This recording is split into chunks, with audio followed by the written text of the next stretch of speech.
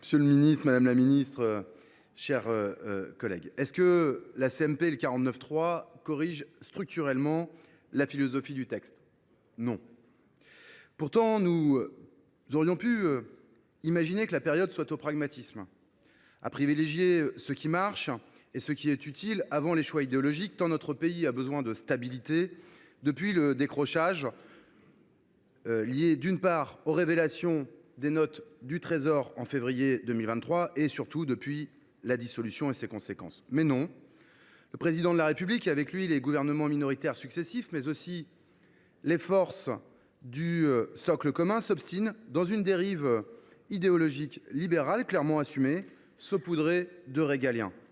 Une sorte de libéral conservatisme. Voilà ce qui caractérise en définitive ce budget maintenu, quelles que soient les étapes. Comment cela se traduit-il? Et surtout, est-ce que cela marche? Est-ce que cela est efficace? Du libéral, donc. Depuis 2017, dans une phase à la hausse du cycle économique, le leitmotiv assumé, c'est baisse d'impôts. Baisse d'impôts, avec une croyance irrésolue dans le ruissellement, c'est-à-dire une sorte de main invisible qui viendrait assurer la cohésion sociale dans les territoires où la République recule, soit pour des raisons de sécurité, soit pour des raisons de disparition des services publics, soit pour des raisons liées à l'environnement et au dérèglement climatique. Or, au vu de l'augmentation de la température, au vu des colères populaires, rurales ou dans les banlieues, on peut douter de l'efficacité du ruissellement. Pour les comptes de la nation, force est d'admettre qu'en phase haute de cycle économique, les rentrées fiscales liées à l'activité ont équilibré le budget.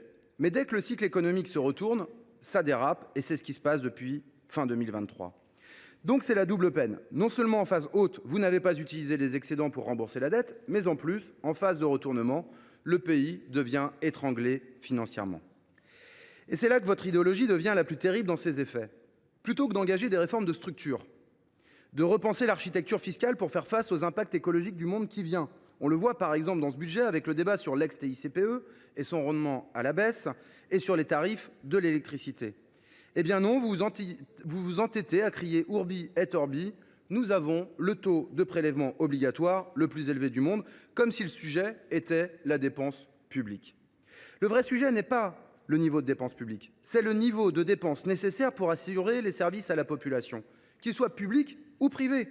Si le système de gestion est public, les dépenses sont publiques et financées par l'impôt. Est-ce plus efficace? Réponse factuelle, oui. Exemple, la moitié des dépenses de la nation, c'est la protection sociale. Aux États-Unis, la dépense est privée, pas dans les comptes publics, mais les entreprises et les particuliers payent bien.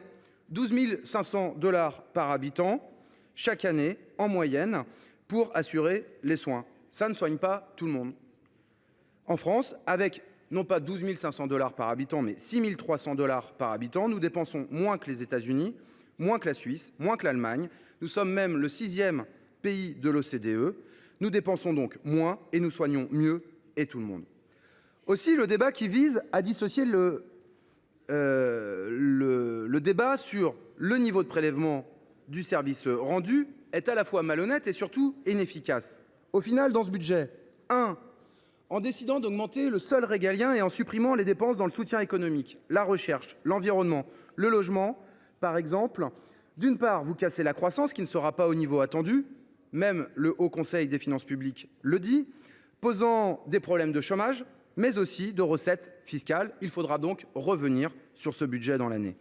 2. Vous ne corrigez pas non plus les écarts de richesse et donc de cohésion, en ne repensant pas durablement l'évolution de la fiscalité sur le patrimoine. 3. Enfin, vous tirez un trait sur l'avenir au moment même où il nous faut investir pour nous préparer aux conséquences du dérèglement climatique.